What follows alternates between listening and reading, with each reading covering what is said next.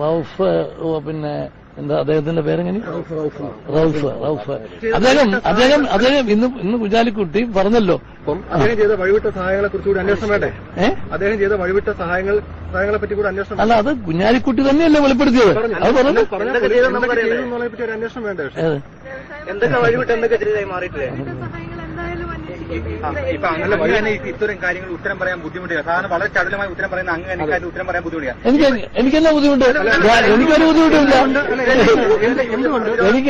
എനിക്ക് എന്താണ്, എനിക്കെന്താ ബുദ്ധിമുട്ട്? ഞങ്ങൾ ചോദിച്ച ചോദ്യങ്ങൾ നാളെ LDF ഉയർത്തി കഴിഞ്ഞാൽ UDF അതെങ്ങനെ നേരിടും? ഏത് ഈ ചോദ്യങ്ങൾ LDF അല്ല, ഇതിന് എന്താണുള്ളത്? കുഞ്ഞാലിക്കുട്ടി വളരെ ബോൾഡായിട്ടൊരു നിലപാടെടുത്തു. അദ്ദേഹം അത് പറഞ്ഞു.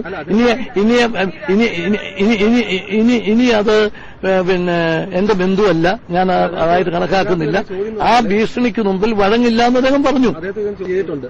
ഏറ്റു പറഞ്ഞു എന്ന് പറഞ്ഞിട്ട് തെറ്റല്ലാണ്ടാവില്ലല്ലോ. അപ്പൊ അതിനെപ്പറ്റി അന്വേഷണം വേണ്ടേ എന്നുള്ളതാണ് ചോദ്യം. അല്ല, അതിപ്പം അദ്ദേഹം എന്താ പറഞ്ഞെന്നുള്ളത് അറിയാതെ നിങ്ങൾ പറയുന്നത് കേട്ടോണ്ട് എനിക്ക് പറയാനൊക്കത്തില്ല. അദ്ദേഹം എന്ത് പറഞ്ഞു എന്നുള്ളത് പറയാനുള്ളത് ചെയ്യാനൊക്കത്തില്ലല്ലോ. അന്വേഷണം വേണം വേണ്ട എന്നുള്ളതാണ് ഈ കാര്യങ്ങളെ പറ്റി. കഴിഞ്ഞൊരു മന്ത്രി പറയാണ് ഞാൻ ഇന്ന വഴിവിട്ട സാധനങ്ങൾ ചെയ്തു. അത്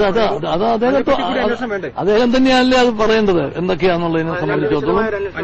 അല്ല, അദ്ദേഹം അല്ലേ പറയേണ്ടത് എന്താണ് അത്.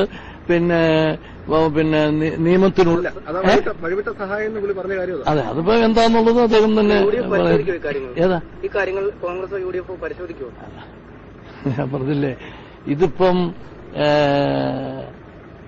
കുഞ്ഞാലിക്കുട്ടി ഒരു ബുദ്ധിമുട്ടേറിയ സാഹചര്യത്തിൽ നിന്ന് അദ്ദേഹം ഏത് ഭീഷണി വന്നാലും അതിന് വഴങ്ങുക